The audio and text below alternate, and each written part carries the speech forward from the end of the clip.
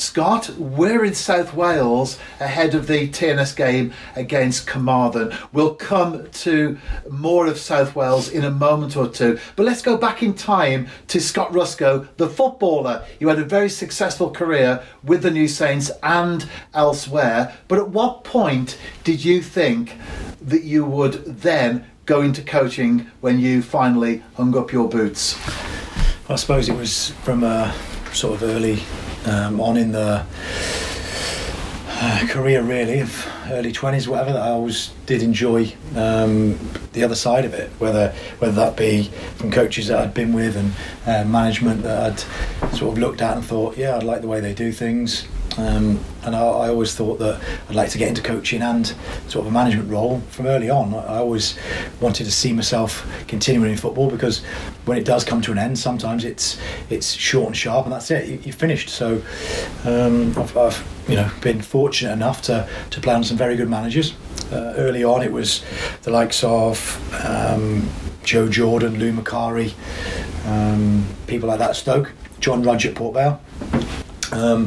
And then Graham Barrow for Chester. So they're people that I enjoyed working under. Earlier than that was Brian Coyne when I was at Newtown, and then TNS wise, Andy Cale, Ken McKenna, and obviously Carl Darlington and Mike Davis, and then Craig Harrison. So I think you take bits from everybody. You look at what strengths and weaknesses they've got as coaches, managers, how their management lies, how the players see them, and I know exactly what it's like in that dressing room. Sometimes I'll walk past the dressing room and make sure that I'm not listening to what they're saying, because I was one of those players probably having a little moan up about stuff, and I know it happens. And you've got a thick skin to be a manager, because it's one of those positions where when you're there doing well, everyone's patting you on the back, and when you're at the lowest point, it's a very lonely place. So as far as that goes, I'm fully aware of how hard the task is. I can remember your very last game for the New Saints as a footballer. Before we come to the actual coaching itself and the progression since then, do you ever look back now as a manager, as a coach, and think, I wish I was still out there on the pitch? All the time. When you travel away, big European games, when you prepare for cup games, when you are looking at title deciding games, 2 games to go and you've got to win one of them, and the boys are preparing and we're preparing them for it, and you never ever miss it. It's you never not miss it. Sorry, it's one of those feelings you have, and nothing better than preparing for a game, playing on a Friday or Saturday, stepping out and wanting to beat that person that you're playing against. It's the best feeling, and the only feeling that does come quite close, I wouldn't say it even comes close, is to be a manager. Because as a manager, although you're working hard and you've got a backroom staff, you have no say in the result when they go over that line. You can put them there, you can change formation, you can change players, but ultimately it's the players, it's the 11 that you start with that are going to win, draw or lose that game, and it's really down to them. And like I've said, when it is you're on a run of a few losses or draws or whatever, it is a lonely place, and the first person you look at is yourself, and you try to dig yourself out of any hole that you get into. But yes, go back to your question. It's one where you miss all the time, and I think I always will do, because I've played such, from an early age, played at a decent enough level. But as soon as I left school at 16, I was getting paid to play football. Unfortunately, I've been paid ever since, and now I'm 41. So I feel privileged to have done so.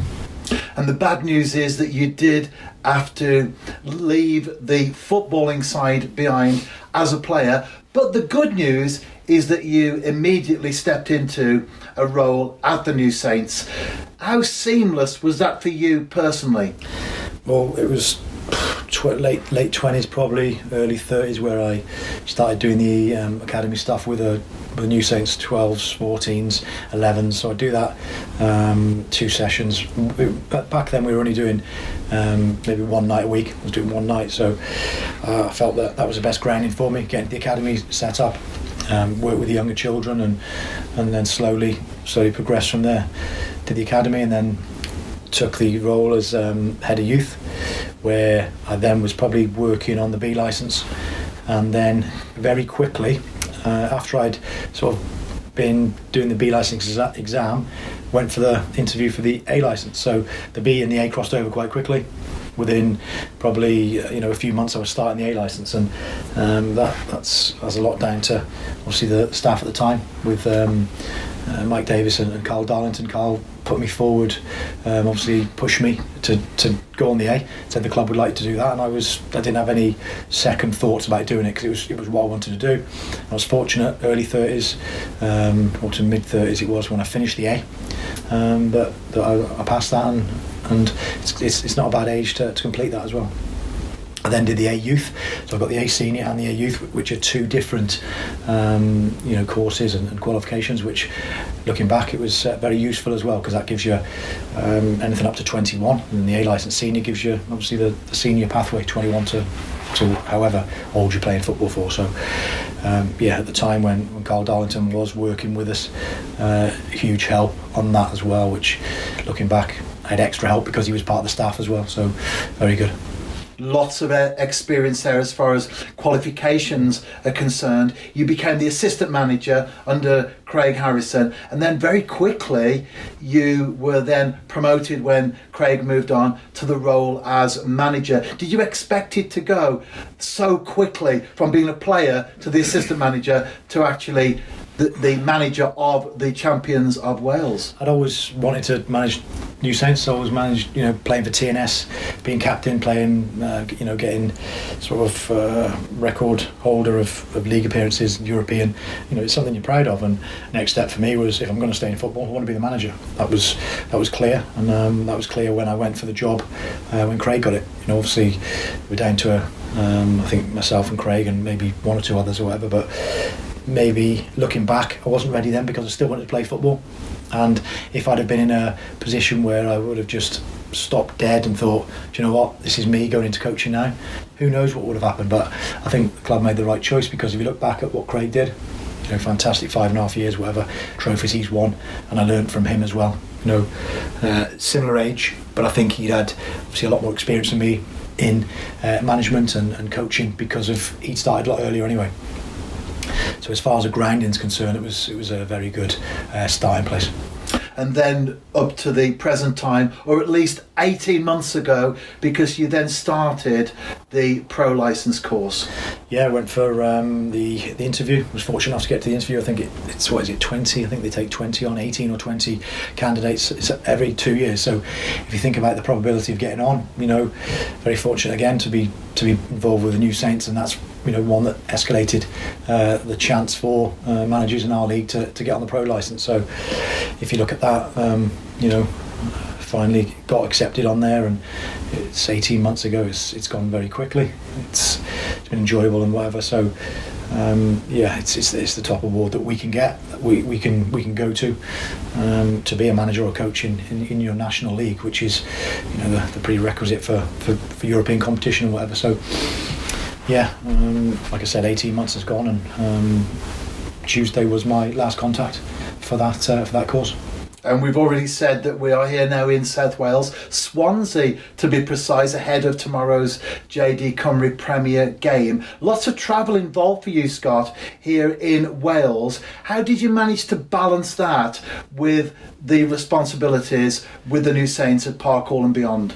Yeah, you just have to manage your time. Obviously, family is high on my priority list, and make sure that you're looking after your children or whatever. But I think to get to where you want to be in life, you've got to progress and push, and certainly push the boundaries of how far you can go in your career. So I knew that I had to spend a lot of time away, and the club backed me. One of the requirements is to go to your chairman and ask his advice, and make sure that he can sign you off to say that you're going to do all the contacts, because when you go there all day Sunday, all day Monday and part of Tuesday, you are missing some work. And I think obviously the club realised that it's a position of a pro licence holder. We need it at the football club, but one that it will enhance the club eventually, hopefully.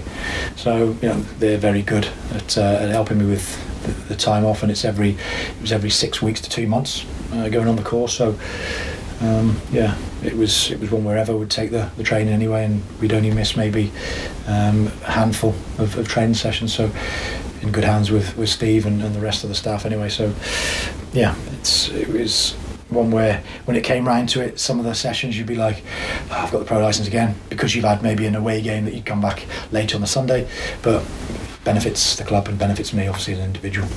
Lots of travel to South Wales for that, yeah. But also elsewhere as well. You've been to Midtjylland as a player, yeah. as a manager, and also now as a pro licence candidate. Yeah, so for me that was important because I've been there, obviously played against them, and then been a coach there, and spoke to a few people, and we had a couple of contacts that said, look, if you'd like to come back, you're more than welcome, and we can sort of arrange something. So I had that in the back of my mind. It's something you've got to plan for. It's I think it's minimum of 4 days. It's a report that you have to do on the study visit, and I think that's one of the highlights for me of the 18 months. Going there and meeting new people, seeing how they do things. Lots of things from that football club that I've taken and stored, and maybe when the time's right to use. You know, it's a proper family club. The way they do things, the way they've outsourced the academy in Africa and bring those players back, and sort of it's sustainable for them because they're selling the players, and they're selling players for 3, 4, 5 million euros.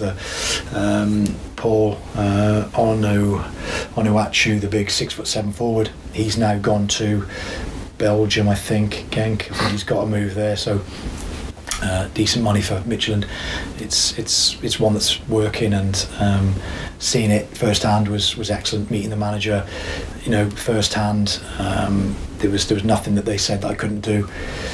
Meeting with all of them, going with the academy, met the chairman, the owner. It was fantastic, and a lot of good information, valuable time spent there, and very appreciative of the time I was allowed there. Yeah. And also a trip to Geneva as well. Yeah, I went there for a few days, head of FIFA for a convention. We had Russia and Switzerland, I think. Was it Switzerland or Austria? Russia, Austria ourselves, and Turkey, I think it was. So very good. Mixing and meeting with other nations and see how they do things. We put Wales obviously put a session on, and you watch the other sessions, and I think we're up there with the coaching education. Certainly, from what I've seen and experienced, it's one of the top ones to be with, and it's very interesting to go and meet other people, see how they're doing things, be involved in it. Howard Wilkinson was taking the session, and being a bit of a leader there, and Paki Bonner was there from the Irish FA, and I think it's just good to get to see how other people are doing things, how far away we are, not just as a nation but as a football club, and obviously see how we can do things to better improve us as we go on. And not just the New Saints represented from Wales on the course, but also other clubs as well, which ultimately is only good for the domestic game here in Wales. Certainly, it's only good for us, because the better coaches, the better players that are here testing TNS, pushing us all away, is making it for a stronger league. And certainly believe that now we're in a league where everything is geared towards a professional environment, whether the players are semi-pro or they're going towards professional status. The coaching they're receiving, the players, the pitches they're using, the environment, the facilities, it's all geared up towards a lot better than when I was playing on pitches that were muddy, grass, hardly any grass on it. It was pretty much what people probably had thoughts of. The Welsh League, it's not great standard, that the players are average, and don't bother with them. Going from there to there where we are now has come so far, and like I said, it's only going to improve and get better, I think. And the likes of Rhys Griffiths, Gavin Chesterfield, yeah. Christian Edwards, Jay Catton. I hope I haven't left anyone out there, Scott. Just fill me in if I have. Yuan was there. And he's obviously left Llandudno, but he was there at the start and obviously at the end. And you've got those Welsh Premier managers who I interact with, and we had a task the other day where we had to give a presentation towards how we were set up against Cardiff Met. I leave the room, then Christian goes in and says how he's going to set up against TNS. So then we debriefed the morning after.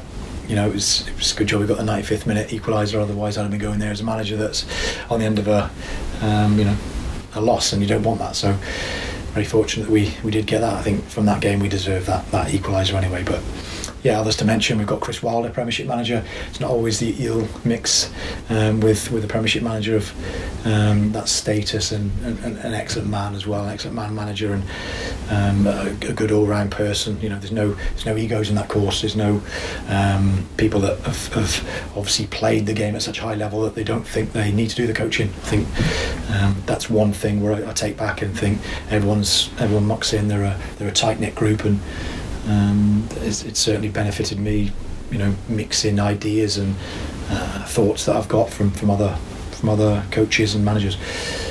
Paul Bowden, Alan Tate, these are other players that have played the game very, very successfully, then gone on to their coaching careers.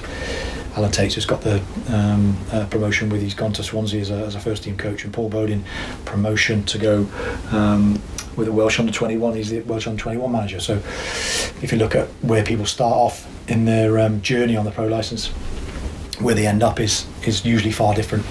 And Eric Ramsey started off as head of academy, or head of youth at Shrewsbury Town. Now he's under 23s assistant at Chelsea. So you can see the standard of coaches that are working within the Welsh environment. And the pro licence is, of course, the highest level of coaching. So what next for you on a development level as far as progressing your own career and experience is concerned? Yeah, I've always looked back and thought, should I have got a degree, and then should I have used that further on in the career to maybe, who knows what's going to happen, who knows where I'll end up or whatever, but all I am and all I will be is committed to any job that I get, and ambitious. So the more strings to your bow, the better. The more knowledge you can gain, it's only going to help you. So maybe I look at something else, maybe something that's football related, but you might not think that I'd probably do it. It's something to fill your time. It's something to make sure that your brain's working, your mind is still continuing to develop, because as soon as you stop and you put that to bed, that's when you stop learning. That's when you sort of take things for granted. So yeah, I've got a few options, I've got a few thoughts that what I'd like to do, but obviously TNS management comes first, and always will do. And I think the hours that we put in, it's I wouldn't want anything taking a back step. Like I said, young family as well, so they need my time. The times I've been away, Saturday, Sunday, Monday, Tuesday, spending a lot of time away, you do miss your kids growing up. So I've got to be have a look at a fine balance. And yes, I would like to do something after. Hopefully, fingers crossed, I've done enough work to get this passed and I've become a pro licence holder, but I've always got my eye on the next thing that I'd like to do.